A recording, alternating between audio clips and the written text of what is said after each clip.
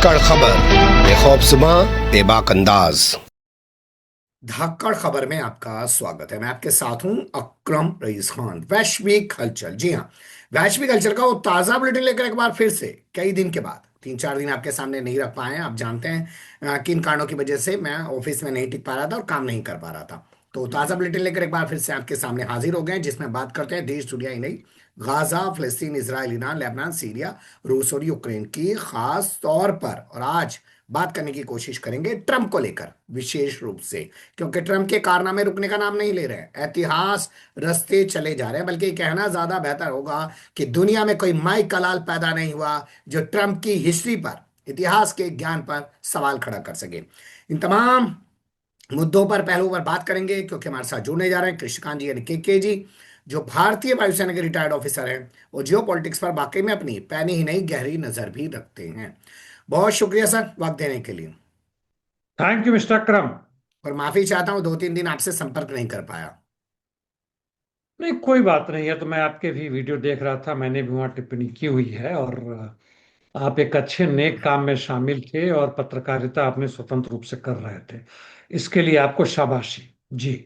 धन्यवाद। और अब शुरुआत कर लेते हैं 26 अक्टूबर को लेकर। आप कहोगे कि 15 अक्टूबर की खबर रख रहा है, 26 अक्टूबर की बात कर रहा है। मलेशिया में बताया जा रहा आसियान शिखर सम्मेलन होगा और वहां पर नरेंद्र मोदी भी जा सकते हैं, लेकिन बड़ी खबर यह है कि वहां पर ट्रंप बाबा भी आ रहे हैं। तो क्या ट्रंप और मोदी की मुलाकात होने वाली है? क्या उसको लेकर एक माहौल बनाया जा रहा है? क्या इसी वजह से आज भारतीय डाक ने जो रोक लगा रखी थी अमेरिका डाक भेजने पर, वो रोक हटा दी है? और क्या इसी वजह से 2 दिन पहले जो अमेरिका का राजदूत है वो आया एक तस्वीर लेके मोदी और ट्रंप की, और उसने कहा mister prime minister you are great? ये माहौल बन रहा है सर। माहौल तो बनाने की कोशिश की जा रही है, और केवल भारत नहीं, दुनिया भर के अधिकांश देशों को देखें तो ये झुके हैं, उनके कंधे झुक गए हैं। उनके गर्दन के ऊपर जो सर है, जो उनकी कद था, वह भी घट गया है। क्योंकि जैसा आपने शुरू में कहा कि ट्रंप का कद महान है, बढ़ता जा रहा, ऊंचा होता जा रहा है, तो उनके जितने भी चापलूस हैं, दरबारी हैं, उनके आधार पर जो टिक रहे हैं, खासकर जैसे अर्जेंटीना के राष्ट्रपति को देख लें या यूक्रेन के राष्ट्रपति को देख लें, तो इन लोगों का कद उस तुलना में घट रहा है। वही हो, अपनी जनता के लिए वही हो, लेकिन इनकी तुलना में इनका कद घटा है, बुरी तरह घटा है। उदाहरण के लिए अभी जो इजिप्ट में चल रहा था इनका शर्माक जो है, वो जो है वहां शर्म पे, शेख। हाँ, तो वहां पे जो इनका मीटिंग चल रहा था गाजा संधि के ऊपर में, तो वहां पे बात करते करते हैं कि वेयर इज ब्रिटिश, यानी वो ब्रिटिश के लोग कहाँ हैं। तो भाग के स्टारमर आते हैं बड़ी खुश के, तो देखते हैं, कहते हैं हाँ ठीक है। मतलब कल जानना चाहते हैं कि सब चमचे इर्द गिर्द हैं कि नहीं, बेचारे मुंह लेकर वापस आ जाते हैं। तो हम्म। कहाँ पे किसकी बेइज्जती कर दे क्या ठिकाना नहीं है। हम्म। और चूंकि भारत के ऊपर एक तरह से कहें तो आर्थिक वो गड़बड़ियां, या एक कहें तो एक बड़ा सा भूचाल आ खड़ा हुआ है, 25 से 50%। और अन्य क्षेत्रों में भी चुपके चुपके जो किया जा रहा है, और हर जगह इसकी बेइज्जती की जा रही है कि भारत पाकिस्तान के बीच में जो युद्ध समझौता हुआ, वहां पे उनका हाथ था। पाकिस्तान के प्रधानमंत्री के साथ गलबहियां कर रहे, ठीक है, वहां के चीफ ऑफ आर्मी स्टाफ के साथ, सो उससे क्या हुआ कि वह फील्ड मार्शल बन गए। तो हर तरह से कहीं ना कहीं हम मतलब पीछे की तरफ हटते नजर आ रहे हैं। तो यह चमचागिरी जरूरी है। और चमचागिरी, जहां तक ट्रम्प की बात है, बहुत खुश होते हैं, बहुत प्रसन्न होते हैं। जितनी उनकी प्रशंसा कीजिए वो फूले न समाये आते हैं। यहां तक कि प्रशंसा करने में ट्रम्प भी यहाँ कर रहे हैं कि ट्रम्प नहीं, माफ कीजिएगा, पुतिन, पुतिन ये कर रहे हैं कि यदि ट्रम्प को नोबेल पीस प्राइज मिलता है तो हम उनके लिए साथ देंगे। जी। सही बात है। शायद इसलिए कह रहे होंगे कि यूक्रेन वाला टंटा खत्म हो जाए और ये अपने आप को हम्म। नोबेल प्राइज पाने के लिए ही, लालच में ही ट्रम्प जो है ये जंग रुकवा दे जो पिछले 3-4 साल से चल रही है। या ये कह सकते हैं ये पुतिन की टैक्टिस हो सकती है। उन्होंने एक चारा डाल दिया ट्रम्प के सामने। खैर, लेकिन हम टिके रहते हैं वहीं पर जहां पे हमने बात की थी कि क्या माहौल बनाया जा रहा है। जो आप बात कर रहे हैं सर, मिस्र के शहर की, गाजा को लेकर जो वहां पे सम्मेलन हुआ, 28 देश जिसमें शामिल हुए, मोदी वहां पे नहीं गए, लेकिन मोदी ने बाकायदा फोन करके ट्रंप को बधाई दी। तो ये माहौल बनाया जा रहा है। भारत को भी वैसे ही अंतिम समय में बुलाया गया, जैसे कनाडा में जब उनका G7 का मीटिंग चल रहा था, तो एक ये पर्यवेक्षक के रूप से, गेस्ट के रूप में गए थे, ना कि वहां किसी खास कुछ करने के लिए। और यहाँ भी ऐसा लगता है कि डिप्लोमेटिकली भारत सरकार ने अपने विशेष दूत के द्वारा कहें या फॉरेन मिनिस्ट्री के किसी खास आदमी, भाई हमें भी बुलाओ, हम कहाँ, हम तो इसराइल के साथ रहे हैं। तो इसे अंतिम समय में इन्हें न्योता दिया गया है, और जिसमें जो भी लोग गए हैं, प्रधानमंत्री खुद तो नहीं गए, जैसे कि वह कनाडा पहुंच गए थे, यहाँ पे नहीं पहुंचे, क्योंकि ट्रंप के सामने जाने से पहले इनको वह आधार बनाना पड़ेगा हम्म। जिससे कि नजर आए कि भाई ट्रंप के काम वो कर रहे हैं। जैसे उदाहरण के लिए, हम्म। ट्रंप ने वहां से जब बाई एयर जा रहे थे नेसेट में भाषण देने के लिए इसराइल, तो वहां पे उनसे पूछा गया तो उन्होंने कहा कि ब्रिक्स को मैंने हड़का दिया है। हम्म। डांट लगाई, या मतलब सब वो भाग खड़े हुए, ब्रिक्स का कोई मेंबर नहीं रहना चाहता। हालांकि खुलेआम झूठ बोलने जो मर्जी आ जाए, ये जो अभी संधि करवाई है वो कहते हैं कि 3,000 वर्षों से नहीं हुआ था, वो हम्म। मैंने करवा दी। वैसे भारत में भी भारत पाकिस्तान की संधि कराई सैकड़ों वर्ष से नहीं हो रहा था, मतलब जब भारत पाकिस्तान था हम्म। ही नहीं वो बॉर्डर के हिसाब से। हम्म। जियोग्राफिकली तो था ही था, लेकिन पॉलिटिकली एग्जिस्ट नहीं करता था उस समय से है। तो हम्म। ट्रम्प जितना भी बकवास करें, उनके चमचे तो उनको बराबर लाने की कोशिश करते हैं। वैसे पूरा दुनिया में देखें तो आज के जितने भी हम्म। जो राष्ट्रपति, प्रधानमंत्री या शेख है, जितने हैं, सब मूर्ख ही नहीं महामूर्ख हैं। तो खैर, यह जो है बनाया जा रहा है, पूरी कोशिश की जा रही है, जिसमें इसराइल का भी हाथ है। हम्म। इसराइल भी सपोर्ट कर रहा है कहीं ना कहीं से, कि भाई उनसे मिलो, करो जो भी करना है, तुम दब जाओ, कुछ परसेंटेज कम कर दो, चुपके से कुछ दे दो अमेरिका को, अपनी हम्म। जनता को मत दिखाओ। लेकिन मजबूरी यही है पूरी दुनिया में, ये लोग कितना भी चमकाने की कोशिश करें अपनी जनता को। जैसे ब्रेक्ट ने कहा था कि स्वतंत्रता तभी तक अच्छा लगता है या माने रखता है जब बंदे को रोटी मिले। उनका मतलब वो 5 किलो अनाज से नहीं था, मतलब रोजगार से था। जी। बिल्कुल सही बात है। पर आपने जो कहा कि आजकल के जितने भी शेख हों, चाहे राष्ट्रीय अध्यक्ष हों, मूर्खों की फौज है, यानी हर शाख पे उल्लू बैठा है। अंजामे गुलिस्ता क्या होगा? अगली खबर का रुख कर लेते हैं। एक राज्य है सर पाकिस्तान का, जो अफगानिस्तान से सटा हुआ है। नाम है उसका खैबर पख्तूनख्वा। पीटीआई यानी कि इमरान खान की पार्टी की वहां पे सरकार थी, उन्होंने अपना मुख्यमंत्री बदल दिया। मुख्यमंत्री ने राज्यपाल के पास दो दो इस्तीफे लिखकर भेज दिए, लेकिन राज्यपाल जो है हम्म। वो हमारे यहाँ के राज्यपालों की तरह संस्कारी बन गया। वो लोग हाईकोर्ट गए और हाईकोर्ट ने कहा, सुन भाई राज्यपाल, अगर तू शपथ दिलवाता हो तो ठीक है, नहीं 4 बजे के बाद स्पीकर शपथ दिलवा देगा। तो राज्यपाल कराची से भागा भागा अब खैबर पख्तूनख्वा जा रहा है। इस पूरे घटनाक्रम को क्या आप इसी तरीके से देखते हैं कि जैसे पूरे देश में इमरान खान की पार्टी को खत्म किया गया, वैसे इस राज्य में भी खत्म किया जा रहा है? कोशिश यही है। हालांकि जो गंडापुर, जो पहले के चीफ मिनिस्टर थे, उनको क्यों हटा रहे हैं इमरान खान या उनकी पार्टी के? इमरान खान तो जेल में है, लेकिन बाय लाज उनके आदेश का पालन उनकी पार्टी करती है, ऐसा दिखता है। तो उसको हटाकर और नए जो है सो उनको दिलाने की बात हुई थी। अब राज्यपाल कहते हैं कि टेक्निकल हिच है। अभी मुझे मौका कहाँ मिला कि उनके त्याग पत्र पे, गंडापुर के इस्तीफे पर हम गौर करें। अभी हम्म। दिया ही नहीं तो नए वाले को हम कहाँ से बना देते? ये लोग वहां के पख्तूनख्वा का जो भी वहाँ का हाई कोर्ट है वहां गए, पेशावर और जैसा पेशावर आपने, हाई कोर्ट। पेशावर, जी, पेशावर हाई कोर्ट, और उन्होंने झाड़ लगाई कि ये क्या मजाक है। तो उस हिसाब से कहें तो हाई कोर्ट तथाकथित रूप से वहां का जो भी है सुप्रीम कोर्ट थोड़ा ज्यादा स्वतंत्र है। अभी तरह पूरी तरह उस पर कब्जा नहीं किया जा सकता है। तो ये भाग के गए कि भाई स्पीकर करेगा तो इनकी और बदनामी होगी, बल्कि यहाँ से इनके प्रधानमंत्री, राष्ट्रपति ने सब कहा होगा कि भाग कर जाओ, उनको उनको दिलवाओ। तो अभी हमारे यहाँ जैसे भी 2 बजने जा रहा है, तो 2 घंटे बाद वह शपथ दिलवाएंगे, अनलेस से कुछ और गड़बड़ी ना वहां उत्पन्न हो जाए। जी। अभी हम 2 बजे के आसपास इस प्रोग्राम को रिकॉर्ड कर रहे हैं, लेकिन शाम को ये 5:30 बजे के आसपास आपके सामने ब्रेक होगा। अगली खबर का रुख करते हैं, ये भी पाकिस्तान से जुड़ी हुई है। टीएलपी ने जो लाहौर में बवाल किया और गाजा के नाम पे जो किया, कि पाकिस्तान ने गाजा के साथ जो समझौता किया उसमें धोखा किया, अच्छा नहीं किया, उसकी सच्चाई कुछ इस तरीके से निकल के सामने आई है सर, कि खबर ये उड़ाई गई कि पाकिस्तान ने इसराइल को मान्यता दे दी। आपके पास क्या जानकारी है? पाकिस्तान ने अभी दी नहीं है, लेकिन उसके ऊपर दबाव बहुत है। जब इमरान खान वहां के प्रधानमंत्री थे तो उन्होंने कहा था कि मेरे ऊपर बहुत दबाव आ रहे हैं। एक तो उन्होंने अमेरिका का नाम लिया, वह तो हमें स्पष्ट नजर आता है कि इसराइल से तुम संबंध करो, जो भी उनका अब्राहम एकॉर्ड था उसको मान्यता दो, जो 2020 में था। इसी ट्रंप जब राष्ट्रपति थे तब उन्होंने करवाया था। मुख्य रूप से इजिप्ट और जोर्डन के साथ जो संबंध हुआ था वो बड़ा महत्वपूर्ण था, क्योंकि इसराइल का जो उस तरफ का क्षेत्र का जो था उसके हिस्सा मिलता जुलता था, वह सिक्योर हो गया। पैलेस्टीन के लिए वो स्थिति बहुत वहीं से खराब होनी शुरू हो गई थी। तो उन्होंने कहा था। दूसरा उन्होंने कहा था कि मुस्लिम कंट्रीज हम्म। के बहुत सारे हेड जो हैं सो मेरे ऊपर दबाव डाल रहे हैं। हम्म। लेकिन हम नहीं मानेंगे। और अब उनका वक्तव्य आया है, उनकी पार्टी का वक्तव्य आया है कि भाई ये लोग जो कर रहे हैं वह बिल्कुल गलत है, ये लोग मान्यता देने की तरफ आगे बढ़ रहे हैं। हम्म। या तथाकथित रूप से अभी ट्रम्प ने कहा है कि यह केवल अभी सीज फायर है, जो मैंने हम लोगों ने पिछले अपनी रिकॉर्डिंग में आपने कहा था, मैंने भी कहा था कि यह केवल सीज फायर है, युद्ध बंदी है, शांति भी का है। हम्म। और शांति में मैंने कहा था मेदवेदेव की बात को याद दिलाने के लिए कि जब तक पैलेस्टीन राज्य का मसला नहीं सॉल्व होता है हम्म। तब तक वहां पूर्ण शांति नहीं होगा। और इसी बात को यह भी कर रहे हैं, हम सब कह रहे हैं। लेकिन ऐसा लगता है कि वो अब्राहम एकॉर्ड 2 की बात अभी ट्रम्प फरमा रहे हैं। उनकी चाहत है कि पूर्ण रूप से मतलब इसको दे दिया जाए। उन्होंने साफ कहा कि गाजा पट्टी को अब हम रीजुमिनेट करेंगे, यानी फिर से उसको बनाएंगे। ठीक है। उसको स्वतंत्रता की बात अभी भी नहीं कर रहे, मान्यता देने की बात नहीं कर रहे, स्वतंत्र राष्ट्र नहीं कर रहे।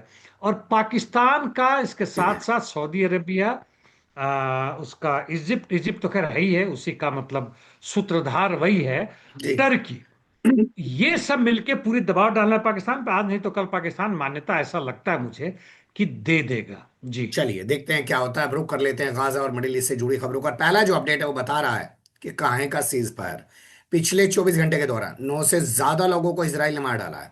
राफा क्रॉसिंग को बंद कर दिया और बहाना बना रहा है कि साहब हमास हमारी जो बंधकों के शव हैं वो नहीं लौटा रहा है, जबकि हमास कह रहा है भाई ढूंढना पड़ेगा कहाँ पे दबे पड़े हैं वो।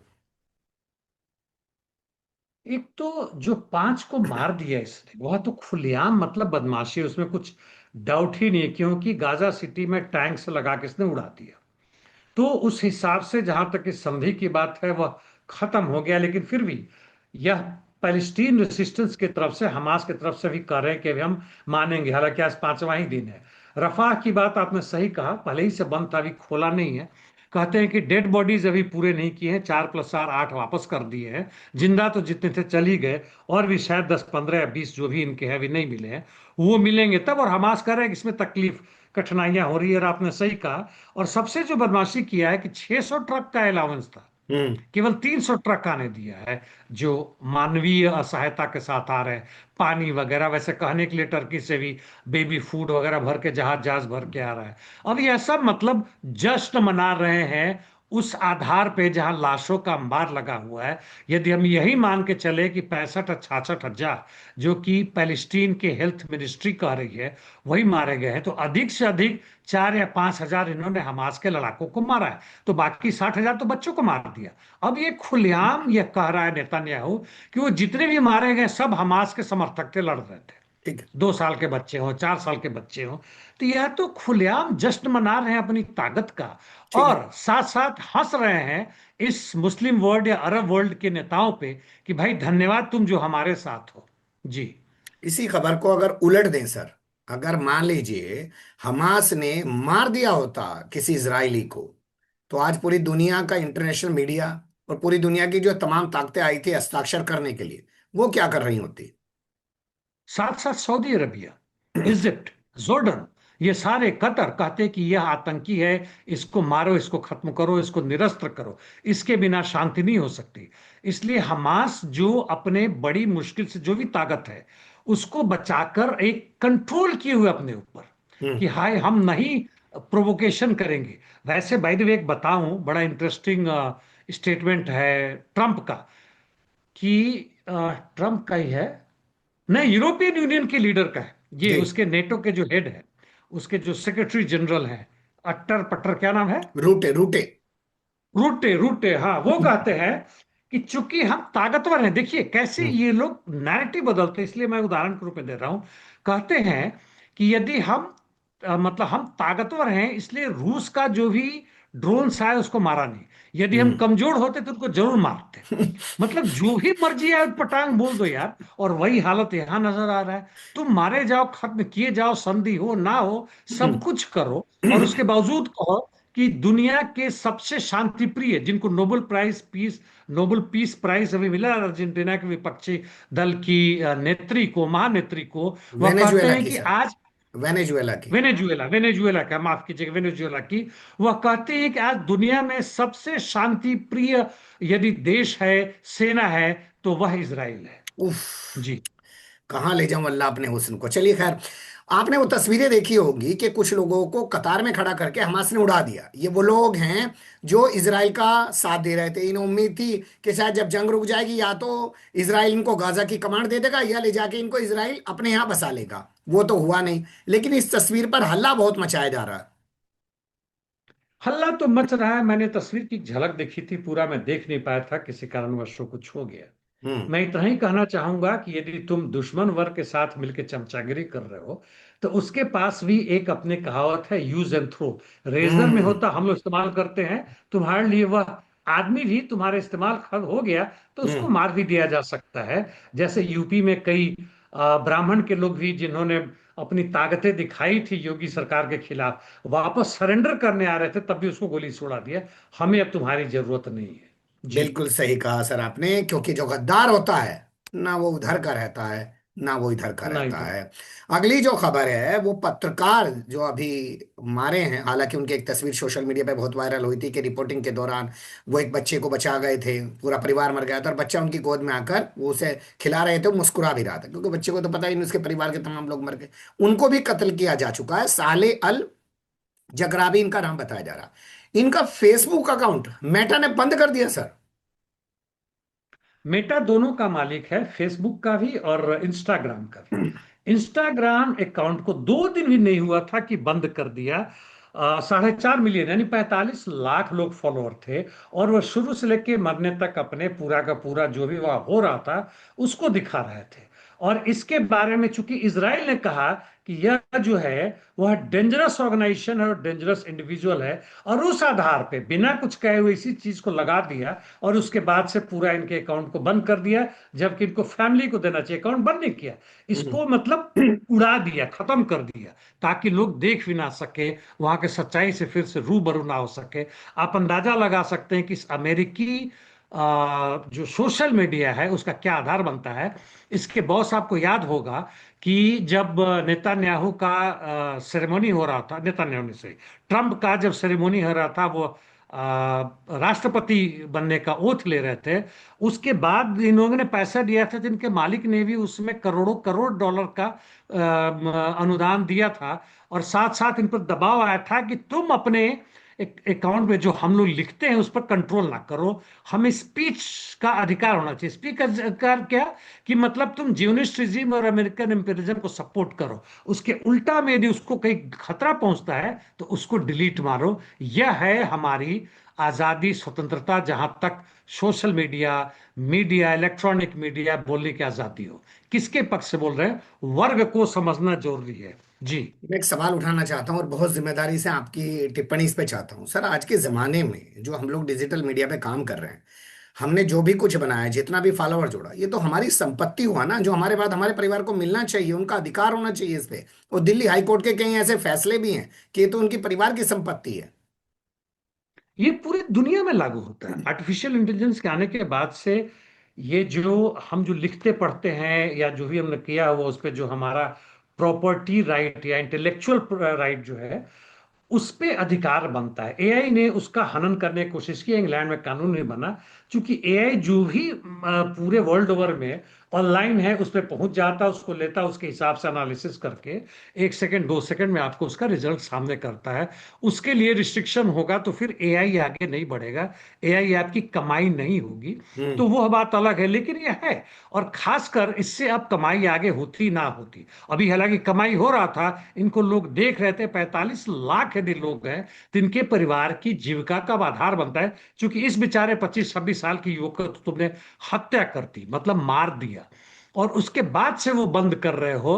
तो यह जो है शुद्ध बशुद्ध वह दिखाता है पूरी दुनिया में कि किस तरह दुनिया में अभी करवट ऊंट ले चुका है। और उसको यदि बदलना हो तो हम उसकी चमचागिरी करके या तथाकथित रूप से चुनाव और शांतिपूर्वक तरीके से हम बदल दें, यह संभव नहीं है। जी। चलिए अब रुक कर लेते हैं ट्रंप मान से जुड़ी खबरों का। और पहला जो अपडेट है कि पेंटागन की अगर रिपोर्टिंग की तो खबरदार। ये धमकी मिलने के बाद अब लगता है पूरे अमेरिकी मीडिया के साथ फॉक्स वाले भी ट्रंप के खिलाफ हो गए। आपको लगता है फॉक्स जो है टिक पाएगा अपनी बातों पर? ये उन्होंने कहा है कि तुम्हें साइन करना पड़ेगा कि यहाँ से कुछ भी लेके जाते हो तो पब्लिश करने के पहले हमसे दिखाओगे, हमसे परमिशन लोगे।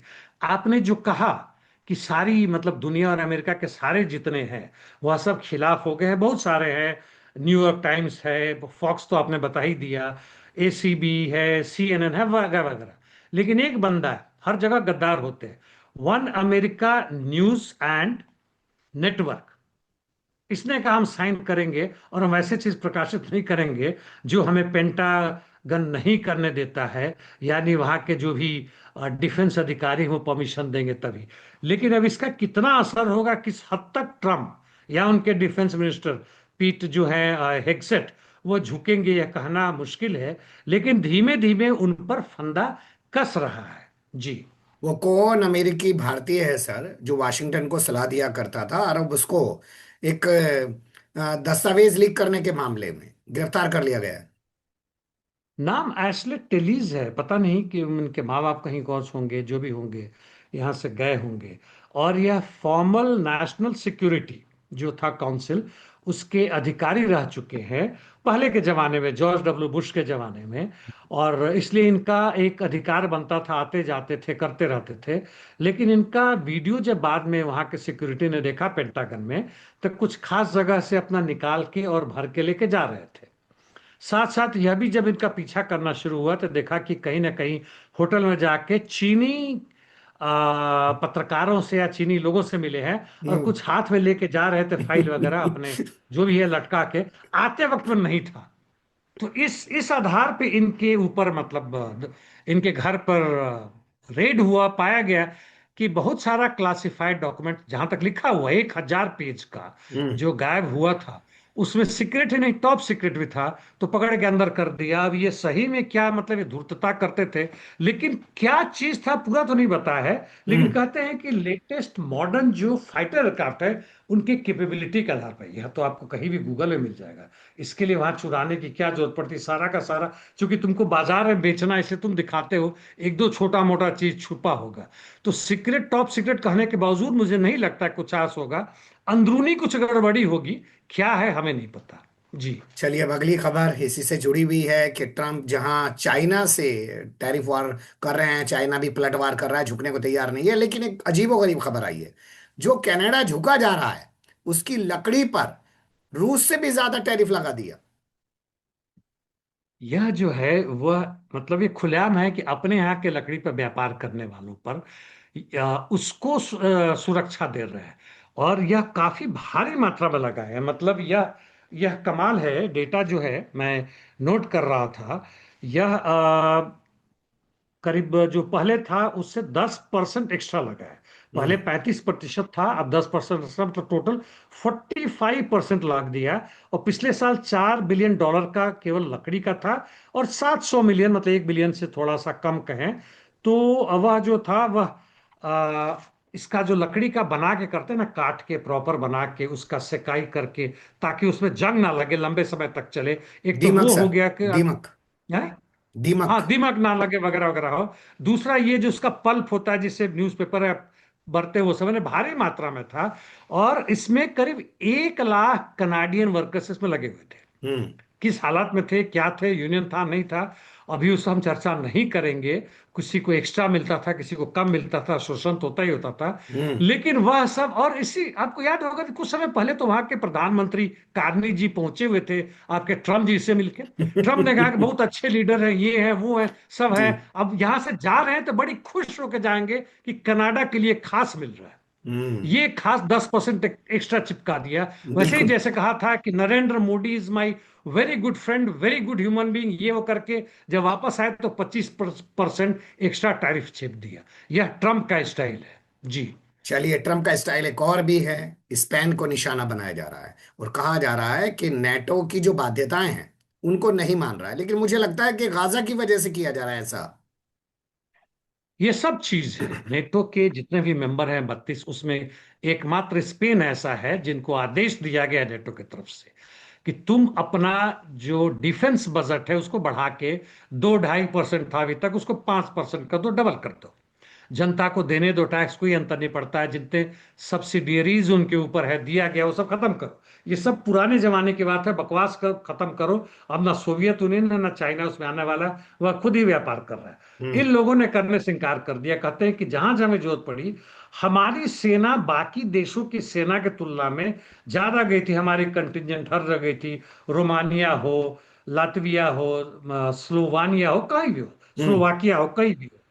हाँ, गाजा के साथ जो आपने कहा बिल्कुल रूप से था। गाजा के ऊपर में इन्होंने मान्यता देने के साथ साथ इसराइल को जो भी आर्म्स अम्यूनिशन देना था, यहां हम्म। तक कि अमेरिका भी जो इनको खरीद के दे रहा था उसको भी इन्होंने बंद करा दी। वहां के पार्लियामेंट ने यह रिजोल्यूशन ला के बंद कर दिया। हम्म। बल्कि ये तो कहने के लिए था, ऐसा नहीं था कि अमेरिका खरीदता था तो स्पेन से अमेरिका जाएगा, अमेरिका से घूम के जाएगा। वहीं पेपर में दस्तखत हुआ, अमेरिका ने 4-5% अपना कर लिया, वहीं से उसने नेटो को बेच दिया, और वहीं से फिर वहां से आके ये इसराइल को जाता था। सब सीन यही था। ये सब बंद कर दिया स्पेन ने, और इस पर नाराज हैं, कहते हैं कि सारी दुनिया को, और लगता है कि इनके हाथ में जादुई छड़ी है जहां भी हो। चाहे ब्रिक्स की बात हमने की, चाहे नेटो हो, चाहे अपने ही दोस्त हो, कनाडा हो, जापान हो, दक्षिण कोरिया हो, सबके ऊपर यह टैक्स लगा देंगे, टैरिफ लगा देंगे, उनके बैंड बजा देंगे। चीन ने हालांकि इनको कहा है कि बड़ी अच्छी बात है, यदि तुम्हें यही चाहिए कि टैरिफ वॉर चाहिए तो हम भी तैयार, हम तुम्हें देंगे उसका जो भी हम जवाब पूरा देंगे। ऐसा अमेरिका ने कहा कि चीन हमारे बड़े अच्छे दोस्त हैं, चीन लोग समझते हैं, हम इसको सुलटाल लेंगे। चलिए। जी। वैसे महाराज अब जाएंगे आसियान सम्मेलन, यानी कि ट्रंप महाराज, और वो दावा कर रहे हैं कि थाईलैंड और कंबोडिया के बीच भी मैं गाजा और इसराइल की तरह संधि करा दूंगा। देखो, मैं तो जंगे खत्म कराने का एक्सपर्ट हो चुका हूं, मुझे तो कमाल की महारत हो गई है। लेकिन वेनेजुएला से क्या दुश्मनी है? फिर से वहां पे हमला कर दिया, फिर वहां के लोगों को मार दिया, जबकि वहां के जो नेता हैं या वहाँ के जो भी प्रेसिडेंट हैं, उन्होंने कार्रवाई की है नीदरलैंड के दूतावास पर अपने यहाँ की विपक्ष की नेता को नोबेल देने पर। यह उन्होंने बता के नहीं किया, लेकिन मतलब ये उन्होंने ये कहा है कि हमारे पास जो भी फॉरेन वेयर विथॉल है, मतलब जो विदेशी हमारे लोग एक्सपर्ट हैं जो कि एम्बेसडर बन सकते हैं, कमी है, हम उसको रीपोजिशनिंग कर रहे हैं, इसलिए हमें वहां से हटाना जरूरी है। लेकिन बात स्पष्ट है कि जब वहां के विपक्ष के उस नेता को जो इस हद तक मॉर्बिड, अंग्रेजी में मतलब कि भयानक रूप से जो भी कर रहे हैं, बीमार हैं, मतलब चाहे इसराइल के हो चाहे अमेरिका के हो, और इन्होंने वेनेजुएला के राष्ट्रपति, अपने राष्ट्रपति को धमकी दी है कि आप जितना जल्दी हो सके स्वीकार कर लीजिए, आपके लिए अच्छा है कि आप स्वतंत्र रूप से हटते हैं, इस्तीफा देते हैं, आपको जबरदस्ती हटा दिया जाएगा, आपको रहने नहीं दिया जाएगा। यह इनको शांति पुरस्कार के मिलने के बाद से इस तरह की अशांति पैदा करने की बात कर रही है। हम्म। और मारने की जहां तक बात है, कि इंपॉर्टेंट खबर यह है कि केवल अब डेमोक्रेट्स के ही नहीं, बल्कि इनके खुद के पार्टी के, यानी रिपब्लिकन्स के जो सीनेटर है, वहां के member of parliament, law makers है, वो भी कर रहे हैं कि वॉशिंगटन जो कह रहा है कि उसमें ड्रग जा रहा था, भाई कुछ और बताओ। केवल ये कहने से काम नहीं चलेगा, जनता भड़क रही है हमारी कि तुम जाके, यह तो मतलब समुद्री लुटेरे ऐसे करते हैं कि कोई भी जहाज जा रहा है, वो छोटे हम्म। छोटे नाव जा रहे हैं, और वो ड्रग जा रहा है, ड्रग अमेरिका की तरफ होना, तुमने मार दिया, दर्जनों को मार दिया, 5वीं बार अटैक किया, कुछ किया। यह बात गलत है, तो उनके खिलाफ कहीं ना कहीं से विरोध होने की बात शुरू हो रही है। और यह अमेरिकी जनता को, अपने नेताओं पर ना छोड़े, अमेरिकी जनता को करना चाहिए कि जिस तरह से तुम्हारे खुद पत्रकारों के खिलाफ अभी हम्म। जो उनका बजट नहीं पास हुआ, तो अभी भी नहीं हुआ था, हजारों की संख्या में उनके जो भी थे फेडरल यानी उनके सेंटर के जो एम्प्लॉय थे उनको हटाया जा रहा है। हम्म। तुम्हारा इन्फ्लेशन बढ़ रहा है, और हम्म। केवल इसी नाम पर कि तुम वेनेजुएला के 4-5 नाविक को मार रहे हो, करते करते 20-25 मार रहे हो। तुम गाजा जनसंहार के साथ हो, तुम्हारे साथ भी यही होने वाला है। और बिल्कुल इसलिए सही आप तुम्हारी कह रहे मजबूरी है, जी, तुम्हारी हो। मजबूरी है कि खड़ा हो एक साथ। उसकी मौत पे मैं भी खुश था, मेरा नंबर अब आया, मेरी मौत पे आप भी खुश है, अगला नंबर आपका है। लेकिन यहाँ चलते चलते बात कर लेते हैं, क्या नाम था उस देश का? मेडागस। और वहां पे क्या तख्ता पलट हो गया सर? मेडागास्कर बड़ा इंपॉर्टेंट है यहाँ पे। ये मैं अपने लिए बना रहा था यहाँ पे, हालांकि आज अब मैंने अपना वीडियो अभी एक दिन गैप करके बनाऊंगा, टाइम की कमी हो रही है। हम्म। तो यहाँ पे जो राष्ट्रपति थे यहाँ के, एंड्री राजोल ने, यह सत्ता में थे, और सत्ता में कैसे आए थे? वहां की आर्मी ने विद्रोह करके इनके पहले जो था उसको हटा के इनको बैठाया था। जी। और वहां का जो मिलिट्री यूनिट है, कैप्सेट नाम है, CAPSAT, कैप्सेट, और हम्म। उन्होंने किया था। और अब यहां पर जबरदस्त आंदोलन खड़ा हो गया था, और तथाकथित रूप से वही जेन जेड, यानी न्यू जनरेशन के जो हैं, जो हम्म। क्या 27-28 वर्ष के हैं, और इसी इंटरनेट और आर्टिफिशियल इंटेलिजेंस के माहौल में जो बड़े हुए हैं, वो लोग कर रहे थे जिन्होंने नेपाल, बांग्लादेश वगैरह वगैरह में किया है। यह हम्म। भले ही एक क्रांतिकारी बदलाव के लिए ना हो, हमें उसमें घुसना पड़ेगा, लेकिन यह बड़ी जबरदस्त ताकत के रूप में, कि ताकत के रूप में भर रहे हैं कि कहीं के कितने भी बड़े तानाशाह हो, उसको रातों रात उखाड़ के फेंक देने के लिए तैयार है। और कहते हैं कि ये जो आर्मी जिसने इन्हें लाया था, उन्हें लगा कि तो बड़ा गड़बड़ हो जाएगा, वो हम्म। भी इसमें शामिल हो गए। और ये वहां से भाग खड़े हुए, पता नहीं यूएई गए कि कहाँ गए। फ्रेंच मिलिट्री, आप सोच सकते हैं कि फ्रेंच मिलिट्री के एयरक्राफ्ट आके इनको लेके गया है कहीं पे। अब हम्म। यूएई गए कि कहीं नहीं पता, और ये भाग खड़े हुए हैं। और जो वहां के मिलिट्री के जो कर्नल साहब थे, उनको वहां के कॉन्स्टिट्यूशनल कोर्ट ने कहा कब आप राष्ट्रपति बन गए, बहुत चुनाव बढ़िया। गया तिल। तो चलिए। ये चीजें हो रही है दुनिया में, हमें इसमें घुसने की जरूरत है। जी। सच्ची बात आपने कही है कि हमें इसमें घुसने की, इसको समझने की, और जो लोग आज वाकई में एक दिखावटी क्रांति के तौर पे खड़े हो रहे हैं, उनको सही दशा और दिशा देने के लिए काम करने की भी जरूरत है। हालांकि मुझे लगता है सर, चलते चलते बात कर रहा हूँ, वक्त का तकाजा है। आपको नहीं लगता लोग बहुत बढ़िया, बहुत अच्छा कहा जी, यहीं तक सीमित हैं? यह दुखद है। खालिद जमा मेरे मित्र हैं, यूपी के रहने वाले हैं, बहुत सारा लिखते हैं, अच्छे अच्छे लिखते हैं। मेरा उसको ही मैं कोट करता हूँ अपने जो हमारा मैगजीन है लोक पक्षुस में। तो हम्म। कहते हैं कि मेरे तो 6,000 से अधिक फॉलोअर हैं, वाह वाह शाबाश, क्या करते हैं। मैंने उनसे कहा था कि कॉमरेड है तो कुछ लोगों को कहिए कि भाई मैं भी हूँ, लोक पक्ष है यहाँ, तो नहीं, शामिल होने के लिए कोई तैयार नहीं है। लेकिन हमें मेहनत करना पड़ेगा, आज नहीं तो कल करना पड़ेगा। हम्म। आज दुनिया में बड़ा ही रिएक्शनरी, मोस्ट रिएक्शनरी, यानी सबसे गलत हवा चल रही है जनता के खिलाफ, विज्ञान के खिलाफ। फिर भी हमें लड़ना पड़ेगा, हम छोड़ नहीं सकते। जी। सच्ची बात यही है कि बुरे दौर में ज्यादा लड़ना पड़ेगा, और आज बहुत बुरा दौर है। हम लोग जिस तरक्की के साथ बढ़ रहे थे 20वीं सदी में, 21वीं सदी के बाद से नैतिक तौर पर पतन की ओर बढ़ रहे हैं। बहुत शुक्रिया सर, आपने बहुत बारीकी से तमाम चीजों पे रोशनी डाली। फिर आपके साथ किसी और मुद्दे पे जुड़ने की कोशिश करेंगे। धन्यवाद। Thank you mister Akram.